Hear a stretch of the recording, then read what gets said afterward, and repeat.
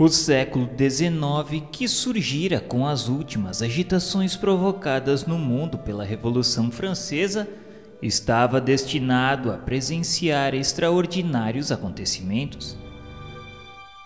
No seu transcurso, cumprir-se-ia a promessa de Jesus, que, segundo os ensinamentos do seu Evangelho, derramaria as claridades divinas do seu coração sobre toda a carne, para que o Consolador reorganizasse as energias das criaturas a caminho das profundas transições do século XX. Mal não haviam terminado as atividades bélicas da triste missão de Bonaparte, e já o espaço se movimentava no sentido de renovar os surtos de progresso das coletividades. Assembleias espirituais reunindo os gênios inspiradores de todas as pátrias do orbe eram levadas a efeito nas luzes do infinito para a designação de missionários das novas revelações.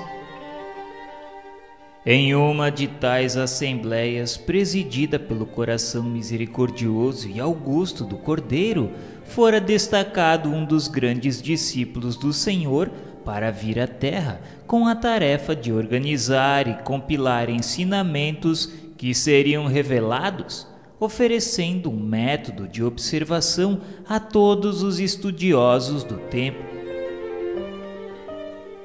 Foi assim que Allan Kardec, a 3 de outubro de 1804, via a luz da atmosfera terrestre na cidade de Lyon.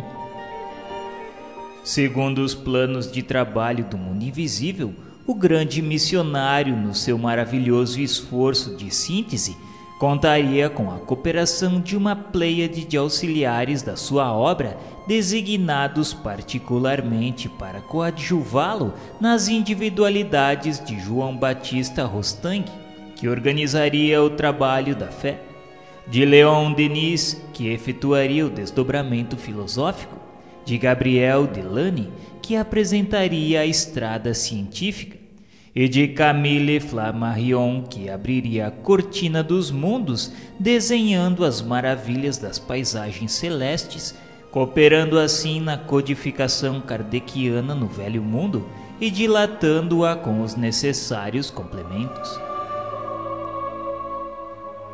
Ia resplandecer a suave luz do Espiritismo depois de certificado senhor da defecção espiritual das igrejas mercenárias que falavam no globo em seu nome.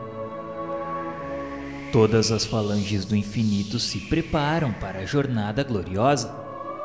As abnegadas cortes de Ismael trazem as suas inspirações para as grandes cidades do país do Cruzeiro, conseguindo interessar indiretamente grande número de estudiosos. As primeiras experiências espiritistas na pátria do Evangelho começaram pelo problema das curas. Em 1818, já o Brasil possuía um grande círculo homeopático sob a direção do mundo invisível. O próprio José Bonifácio se correspondia com Frederico Hahnemann. Nos tempos do Segundo Reinado, os mentores invisíveis conseguem criar na Bahia, no Pará e no Rio de Janeiro alguns grupos particulares que projetavam enormes claridades no movimento neo-espiritualista do continente, talvez o primeiro da América do Sul. Antes dessa época, quando prestes a findar o Primeiro Reinado, Ismael reúne no espaço seus dedicados companheiros de luta e, organizada a venerável assembleia, o grande mensageiro do Senhor esclarece a todos sobre os seus elevados objetivos. Expôs ele que aquele século seria assinalado pelo advento do Consolador à face da terra. Nos próximos 100 anos se efetuariam os grandes movimentos preparatórios para os outros 100 anos que haveriam de vir. As rajadas de morticínio e de dor avalaçariam a alma da humanidade no século próximo, dentro dos imperativos das transições necessárias que seriam o sinal do fim da civilização precária do Ocidente. Ismael explicou que fazia-se mister que amparassem os corações atormentados dos homens naquelas grandes amarguras, preparando-lhes o caminho da purificação espiritual através das sendas penosas.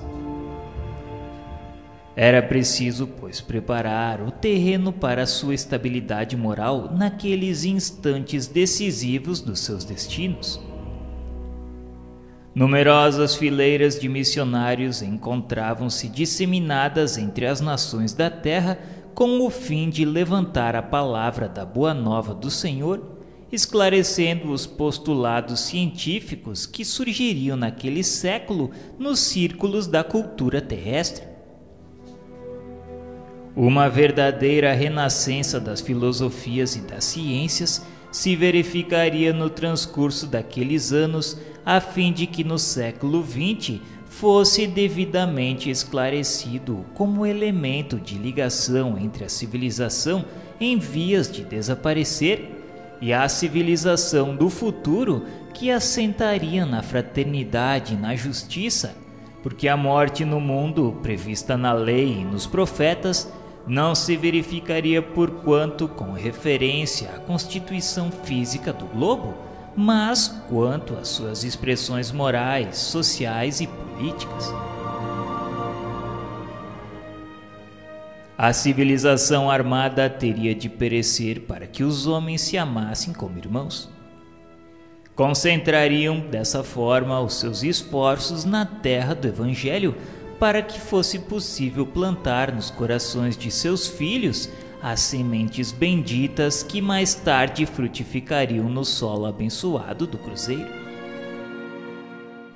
Se as verdades novas deveriam surgir primeiramente segundo os imperativos da lei natural nos centros culturais do Velho Mundo, era na pátria do Evangelho que era importante dar vida, aplicando-as na edificação dos monumentos triunfais do Salvador.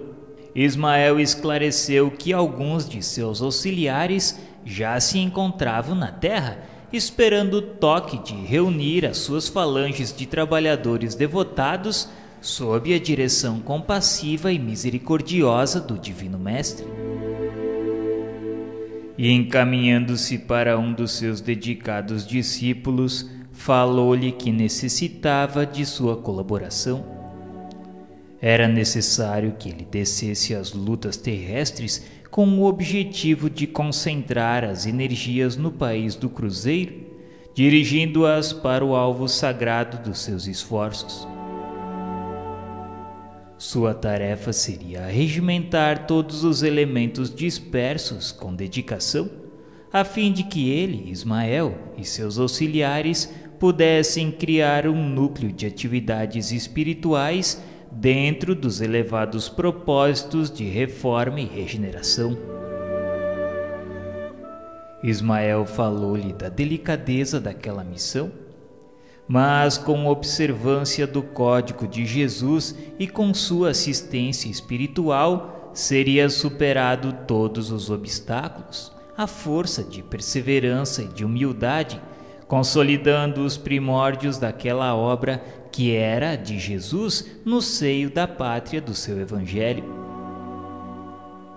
E colocando sua destra sobre os ombros do seu fiel mensageiro, Ismael finalizou dizendo-lhe que se a luta iria ser grande, não seria menor a compensação do Senhor, que é e sempre foi caminho, verdade e vida.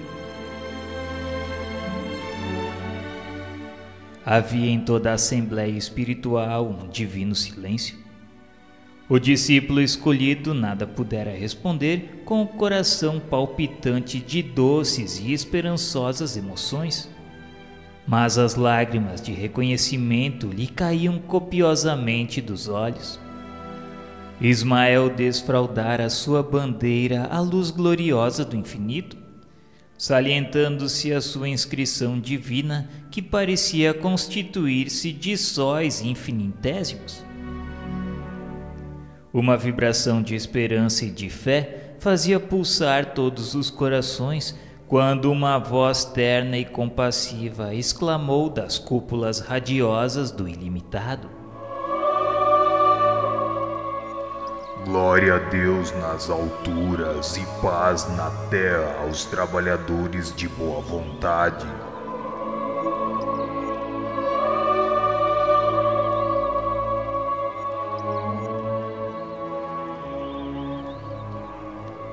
Relâmpagos de luminosidade estranha e misericordiosa clareavam o pensamento de quantos assistiam ao maravilhoso espetáculo, enquanto uma chuva de aromas inundava a atmosfera de perfumes balsâmicos e suavíssimos. Sob aquela bênção maravilhosa, a grande assembleia dos operários do bem se dissolveu. Daí algum tempo, no dia 29 de agosto de 1831, em Riacho do Sangue, no estado do Ceará, nascia Adolfo Bezerra de Menezes, o grande discípulo de Ismael que vinha cumprir no Brasil uma elevada missão.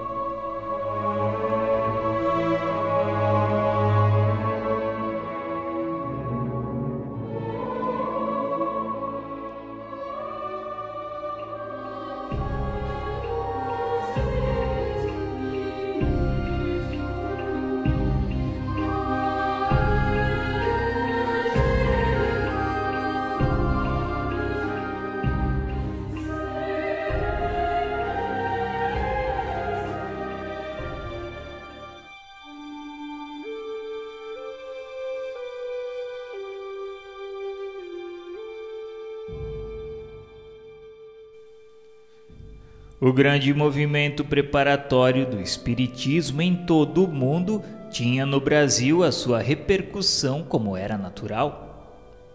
Por volta de 1840, ao influxo das falanges de Ismael, chegavam 2 médicos humanitários ao Brasil. Eram Bento Muri e Vicente Martins, que fariam da medicina homeopática verdadeiro apostolado. Muito antes da codificação kardeciana, conheciam ambos os transes mediúnicos e o elevado alcance da aplicação do magnetismo espiritual. Introduziram vários serviços de beneficência no Brasil e traziam por lema, dentro de sua maravilhosa intuição, a mesma inscrição divina da bandeira de Ismael: Deus, Cristo e caridade. Indescritível foi o devotamento de ambos à coletividade brasileira, a qual se haviam incorporado sob os altos desígnios do mundo espiritual. Nas suas luminosas pegadas seguiram mais tarde outros pioneiros da homeopatia e do espiritismo na pátria do Evangelho. Foram eles os médicos homeopatas que iniciaram aqui os passes magnéticos como imediato auxílio das curas. Hahnemann conhecia a fonte infinita de recursos do magnetismo espiritual e recomendava esses processos psicoterápicos aos seus seguidores. Os primeiros fenômenos de Hydesville na América do Norte, em 1848, não passaram despercebidos à corte do Segundo Reinado. A febre de experimentações que lhes seguiu nas grandes cidades europeias incendiou igualmente no Rio de Janeiro alguns cérebros mais destacados no meio social. Em 1853, a cidade já possuía um pequeno grupo de estudiosos, entre os quais se podia notar a presença do Marquês de Olinda e do Visconde de Uberaba. Em Salvador, esses núcleos de experimentação também existiam em idênticas circunstâncias. Em 1860 surgem as primeiras publicações espiritistas. Em 1865, o Dr. Luiz Olímpio Teles de Menezes, com alguns colegas, replicava pelo Diário da Bahia a um artigo algo irônico de um cientista francês desfavorável ao espiritismo, publicado na Gazette Médicale e transcrito no jornal referido. As publicações brasileiras não passaram despercebidas ao próprio Allan Kardec, que delas teve conhecimento com a mais justa satisfação íntima. A doutrina seguia marcha vitoriosa através de todos os ambientes cultos da Europa e da América, quando o grande codificador se desprendeu dos laços que o retinham à vida material em 1869. Justamente nesse ano surgiu o primeiro periódico espírita brasileiro, o Eco de Além Túmulo. O desaparecimento do mestre deixara algo desorientado o campo geral da doutrina em organização. Em Paris, como nos grandes centros mundiais, quiseram inutilmente substituir-lhe a autoridade. As falanges de Ismael estavam vigilantes. Sugeriram aos espiritistas brasileiros a necessidade de criar no Rio um núcleo central das atividades, que ficasse como o órgão orientador de todos os movimentos da doutrina no Brasil. Um dos emissários de Ismael, que dispunha de maiores elementos no terreno das afinidades mediúnicas para se comunicar nos grupos particulares organizados na cidade, adotou o pseudônimo de Confúcio, sob o qual transmitia instrutivas mensagens e valiosos ensinamentos. Em 1873, fundava-se com estatutos impressos e demais formalidades exigidas o Grupo Confúcio, que constituiria a base da obra tangível e determinada de Ismael na terra brasileira. Por esse grupo passaram na época todos os simpatizantes da doutrina, e se efêmera foi a sua existência como sociedade organizada, memoráveis foram os seus trabalhos, aos quais compareceu pessoalmente o próprio Ismael pela primeira vez, esclarecendo os grandes objetivos da sua elevada missão no país do Cruzeiro.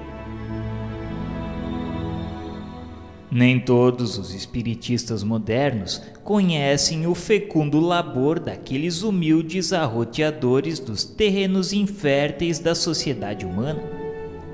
A realidade é que eles lutaram denodadamente contra a opinião hostil do tempo, contra o anátema, o insulto e o ridículo, e sobretudo contra as ondas reacionárias das trevas do mundo invisível, para levantarem bem alto a bandeira de Ismael como manancial de luz para todos os espíritos e de conforto para todos os corações. As entidades da sombra trouxeram a obra ingrata da oposição ao trabalho produtivo da edificação evangélica do Brasil. Bem sabemos que, assim como Aquiles possuía um ponto vulnerável no seu calcanhar, o homem em si, pela sua vaidade e fraqueza, também tem um ponto vulnerável em todos os escaninhos da sua personalidade espiritual. E os seres das trevas, se não conseguiram vencer totalmente os trabalhadores, conseguiram desuni-los no plano dos seus serviços à grande causa. O grupo Confúcio teve uma existência de 3 anos rápidos. Os mensageiros de Ismael, triunfando da discórdia que destruía o grande núcleo nascente, fundavam sobre ele em 1876 a Sociedade de Estudos Espíritas, Deus, Cristo e Caridade, sob a direção esclarecida de Francisco Leite de Bittencourt Sampaio, grande discípulo do emissário de Jesus, que juntamente com Bezerra tivera sua tarefa previamente determinada no alto. A ele se reuniu Antônio Luiz Saião, em 1878 para as grandes vitórias do Evangelho nas terras do Cruzeiro. O trabalho maléfico das trevas no plano invisível é arrojado e perseverante. No seio desse redil de almas humildes e simples, esclarecidas à luz dos princípios cristãos, onde militavam espíritas lúcidos e sábios como Bittencourt Sampaio, que abandonara os fulgores enganosos da sua elevada posição na literatura e na política para se apegar às claridades do ideal cristão, as entidades tenebrosas conseguem encontrar um médium pronto para a dolorosa tarefa de fomentar a desarmonia. E estabelecida de novo a discórdia, os mensageiros de Ismael reorganizam as energias existentes para fundarem em 1880 o Grupo Espírita Fraternidade, com a qual se carregava em triunfo o bendito lema do suave estandarte do emissário do Divino Mestre. Em 1883, Augusto Elias da Silva, na sua posição humilde, lançava o Reformador, coadjuvado por alguns companheiros e com o apoio das hostes invisíveis. As mesmas reuniões do grupo humilde de Antônio Saião e Bittencourt Sampaio continuam. Uma pleiade de médiuns curadores, notáveis pela abnegação, iniciam no Rio o seu penoso apostolado. Elias da Silva e seus companheiros notam, entretanto, que a situação se ia tornando difícil com as polêmicas esterilizadoras. A esse tempo, os emissários do alto prescrevem categoricamente aos seus camaradas do mundo tangível que chamassem Bezerra de Menezes ao seu apostolado. Elias bate então à porta generosa do mestre venerável, o que não era preciso, porque seu grande coração já se encontrava a postos no sagrado serviço da seara de Jesus na face da terra. Bezerra de Menezes traz consigo a palma da harmonia, serenando todos os conflitos. Estabelece a prudência e a discrição entre os temperamentos mais veementes e combativos. A obra de Ismael, no que se referia às luzes sublimes do Consolador, estava definitivamente instalada na pátria do Cruzeiro, apesar da precariedade do concurso dos homens. As divergências foram atenuadas para que a tranquilidade voltasse a todos os centros de experimentação e de estudo. Os operários espalhavam-se pelo Rio, cada qual com a sua ferramenta, dentro do grande plano da unificação e da paz nos ambientes da doutrina. Plano esse que eles conseguiram relativamente realizar mais tarde, organizando o aparelho central de suas diretrizes, que se consolidaria com a Federação Espírita Brasileira, onde seria localizada a sede diretora no plano tangível dos trabalhos da obra de Ismael no Brasil.